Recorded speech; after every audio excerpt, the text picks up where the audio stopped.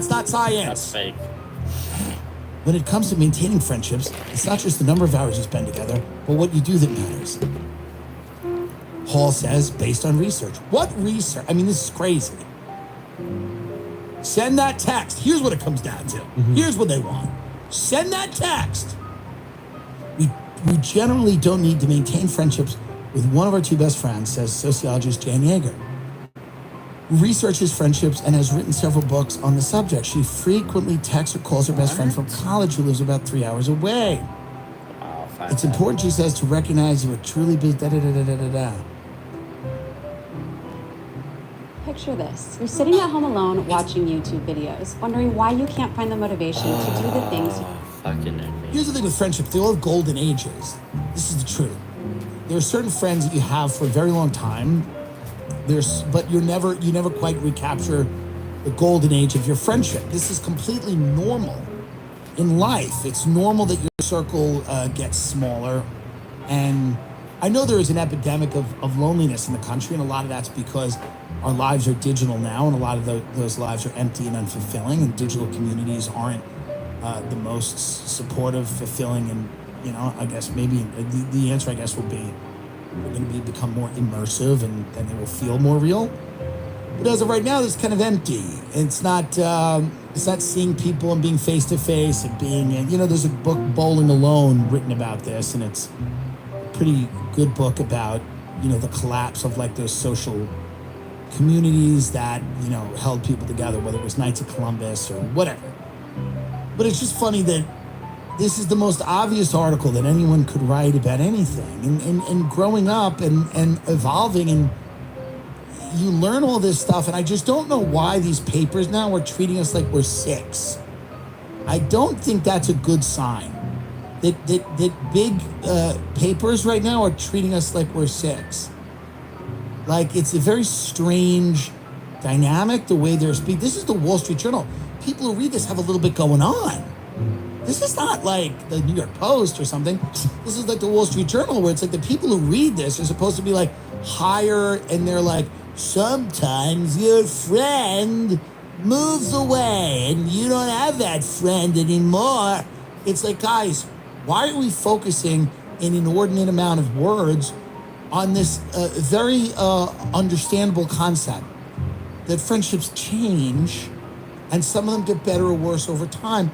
And by the way, that's every relationship in your life.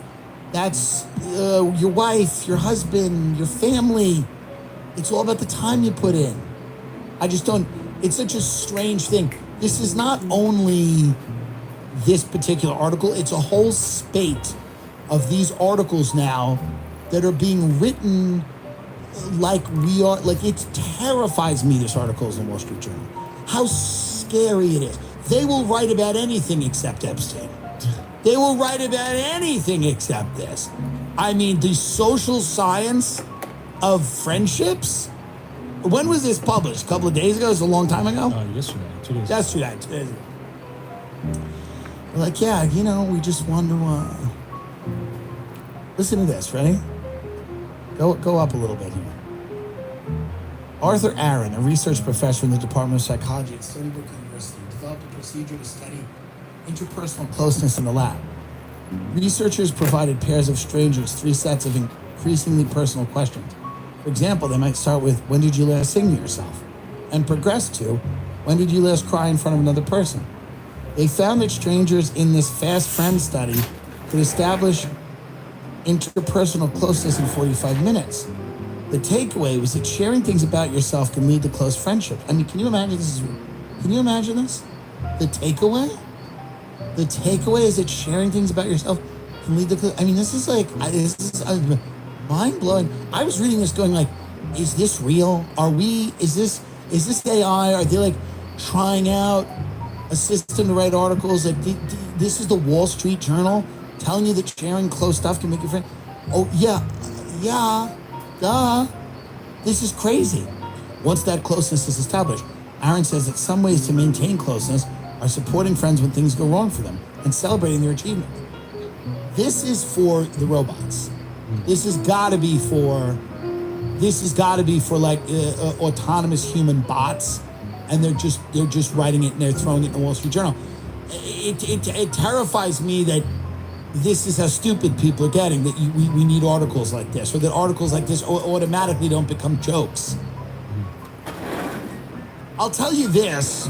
This is another thing that I've been thinking about as we head into this election, because Joe Biden is out there. He's campaigning at some not too happy places. He's going into Biden kicking off 2024 by delving into some of the country's darkest moments, the Associated Press. That's nice. A lot of people think the move when you're running a presidential campaign is to be positive and remind people that you are a positive force. That's not the case. This guy is going to Valley Forge, Pennsylvania, where George Washington and the Continental Army spent a bleak winter near 250 years ago. Okay? Then he's going to Mother Emanuel Church in Charleston, where 9 people were shot and killed in a June 15 white supremacist attack. Oh boy, it's not exactly the fun run, is it? He's going to some really bleak places. Well, I think he's leaning into this idea. You know, he's old, he's decrepit. It would, I guess, be weird to see him at like the opening of a Six Flags. So he's going to he's going to a church where there was a massacre, and he's going to Valley Forge. It's dark. Why? It's going to be an interesting election. I like that's what we're starting it here.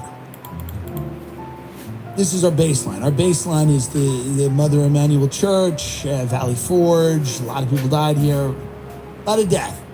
That's how he's kicking it off. He's kicking off with a lot of death, and he's going to remind people that things are bad. Things can get a lot worse. That's what he's going to remind people. He's going to remind people that I'm running for president because horrible things have happened. That seems to be the campaign's early focus. I'm running for president because terrible things have happened in this country, and they could happen again. And that's why I'm here to run for president, because I am all that is standing between you and more terrible things. Terror! What's that line from Game of Thrones? The night is dark and full of terrors. Joe Biden, 2024. The night is dark. You get that priestess from Game of Thrones. That's who should do the commercial. She's like, the Lord of Light. The Lord of Light. The night is dark and full of terrors. Biden, 2024. That's where he's starting. He's starting there. Where do you go if you start at Valley Forge? Only up. Only up. You'd think. You would think. Gettysburg? Yeah, it might get even worse. He might leave the country.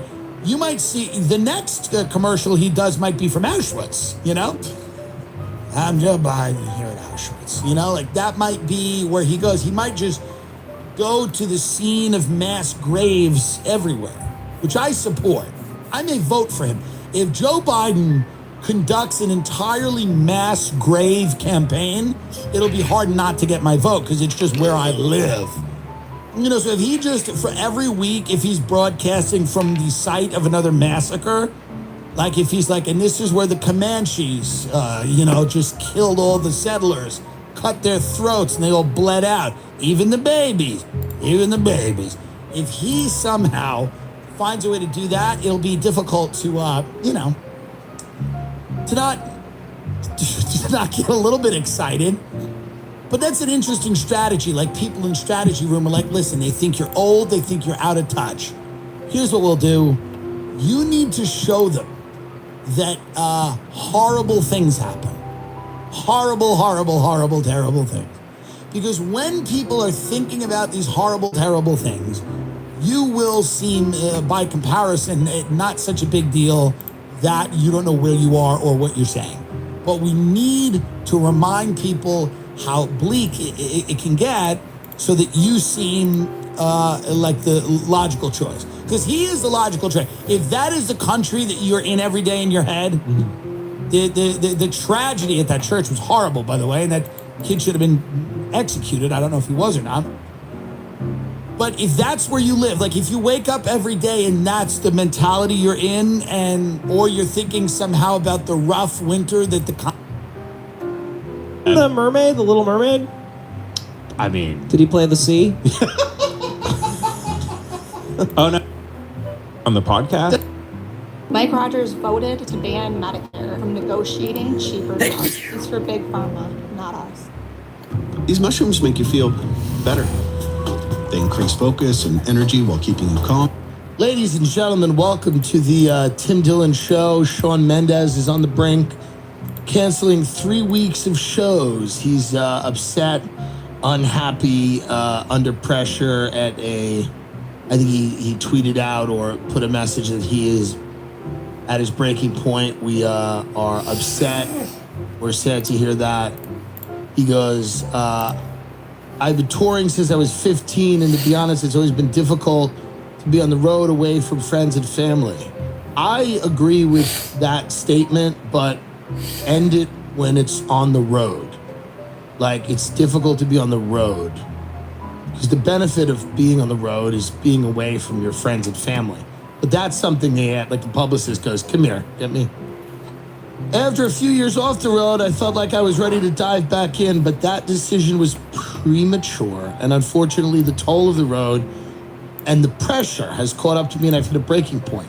After speaking with my team and health professionals, I need to take some time to heal, to take care of myself and my mental health first and foremost. As soon as there are more updates, I promise I will let you know. I love you guys. And I'm sure all of his fans are like, hey, we love you. Don't worry about it. Put yourself first. If I try to move a show a half hour, if I say the show starts at 8:45, people start threatening my life and screaming and yelling, my wife took off work, we're fucking, and we chose